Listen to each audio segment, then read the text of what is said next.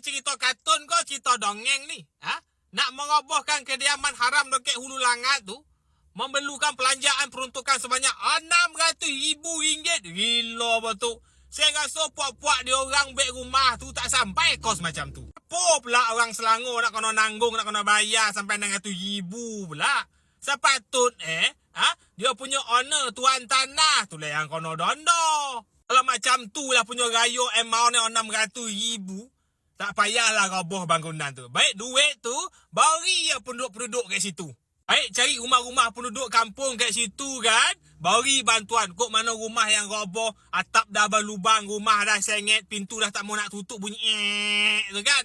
Bagi bantuan. RM600,000 berapa banyak penduduk dapat faedah tu. Patutlah A sampai Z biar tuan tanah tu yang settle. Kan, kojo kerajaan negeri, kojo PBT, apa kojo? Bagi saman, bagi dondo. Itu kojo, ini tak. Kerajaan negeri nak keluarkan pula modal RM600,000. Nak selesaikan masalah orang. Tapi polik juga. Bondo tu orang tu dah baik rumah sampai 3 tingkat. Nasib baik tau baik menara. Kan? Tahu-tahu dah siap yang menara dekat sungai, topi sungai tu kan. Dah jadi penempatan.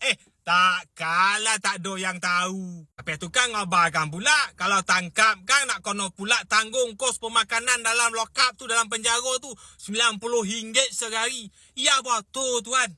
Sampai RM90. Saya rasa kan kementerian punya program kau kalau pergi luar kan, dia orang pun tak dapat peruntukan tinggi macam tu. Betul apa? Kita tanya dia orang ni kalau mana-mana pejabat tu kan, baik program main bola kau kat luar pun paling kurang pun makan tengah hari RM15. Pagi tu RM20. Tengoklah macam mana. Takkan sampai RM90 dah. Buat mesin dia orang catering. Faham tak? Saya rasa kan mana-mana pusat tahanan yang makan dalam tu pun bukannya makan spaghetti, aglio-olio, apa lagi? Masak gulai lemak, cili api. Tak ada, makanan simple lah. Pagi roti. Tengah hari tu kan nasi putih, ikan goreng. Malam tengoklah macam mana. Itu ya tak ada nak makan pizza, Domino's, tak ada dah. Tangkap salah, tak tangkap salah. Betul tak? Kalau tangkap kan nak kena nanggung pula. Sehari RM90 dia sebenarnya tuan saudari orang saya ngabarkan dia.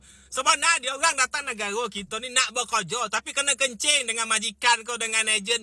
Cuba tuan sendiri pemudahkan urusan permit dia orang ni. Betul, kalau dia orang sebenarnya nak bekerja, bila permit tu ada, saya rasa mana-mana majikan dalam Malaysia ni boleh ambil dia orang sebagai bekerja. Mudahkan urusan permit, murah sikit bayaran tu. Ini tak nak bayar ambil warga asing, bapak mahal. Betul tak?